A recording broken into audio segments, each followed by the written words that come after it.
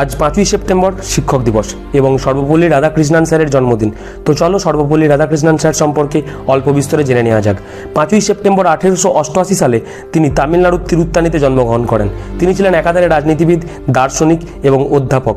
1905 সালে তিনি মাদ্রাজ খ্রিস্টান কলেজে দর্শনে অনার্স নিয়ে ভর্তি হন এবং অনার্স কমপ্লিট করার জন্য তাকে একটি থিসিস লিখতে হয়, যেটি ছিল the ethics of the Vedanta and its metaphysical presuppositions, অর্থাৎ যার বাংলা অর্থ বেদান্ত দর্শনের বিমূর্ত পরিকল্পনা।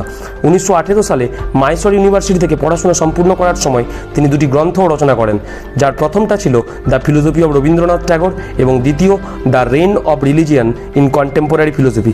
এছাড়াও তিনি স্বাধীন ভারতের প্রথম উপরাষ্ট্রপতি হিসেবে নিযুক্ত হন এবং দ্বিতীয় রাষ্ট্রপতি। এছাড়াও তিনি ভারত থেকে সোভিয়েত ইউনিয়নে যাওয়া দ্বিতীয় রাষ্ট্রদূত। এর সাথে সাথে বেনারস হিন্দু ইউনিভার্সিটি এবং অন্ধ্র ইউনিভার্সিটির ভাইস চ্যান্সেলর হিসেবেও তিনি নিযুক্ত হয়েছিলেন। তার পুরস্কারের